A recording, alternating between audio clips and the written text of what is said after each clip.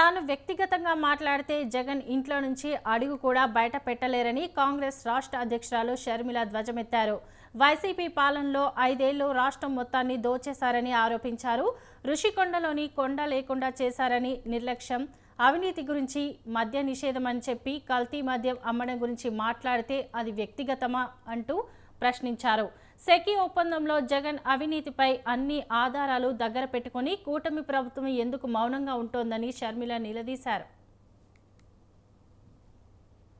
1750 కోట్ల రూపాయలని నేనేదో కనుక్కోలేదండి, అమెరికాలో కనుక్కున్నారు. అది మేము ఎత్తి చూపితే అది పర్సనల్ అవుతుందా?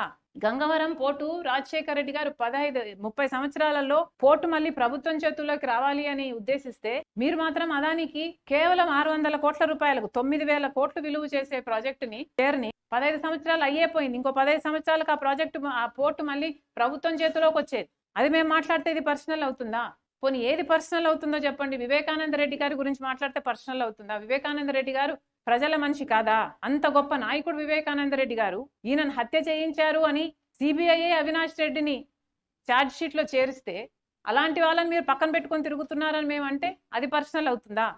సోషల్ మీడియాలో మీ సైతాన్ సైన్యం చేత నా క్యారెక్టర్ అసాసినేట్ చేశారు. ఇది నేను మాట్లాడితే అది పర్సనల్ అవుతుందా?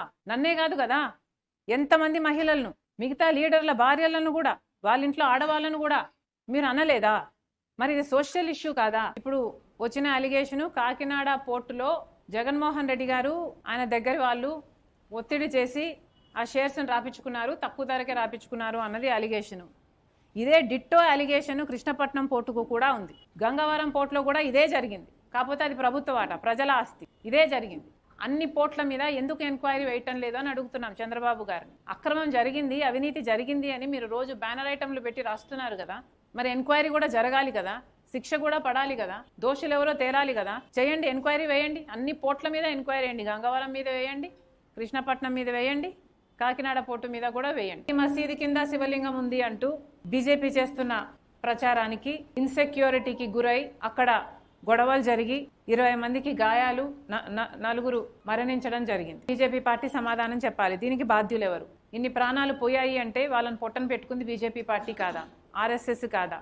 మతం పేరు మీద రాజకీయాలు చేసి ఒక మతాన్ని అవమానించి ఇంకో మతాన్ని రెచ్చగొట్టి రాజకీయాలు చేయడం బీజేపీకి ఏమీ కొత్త కాదు. లీడర్ ఆఫ్ అపోజిషన్ గా రాహుల్ గాంధీ గారు అక్కడికి వెళ్ళాలని అనుకుంటే దాన్ని అడ్డుకోవడం సబబేనా? ఇప్పటికే Congress party on the floor మాట్లాడుతుంది, అవుట్ సైడ్ ద ఫ్లోర్ మాట్లాడుతుంది. మరి అలాంటప్పుడు అక్కడికి వెళ్తే మాత్రం, లీడర్ ఆఫ్ అపోజిషన్ మాట్లాడితే మాత్రం మీకు వచ్చిన నష్టం ఏమిటి?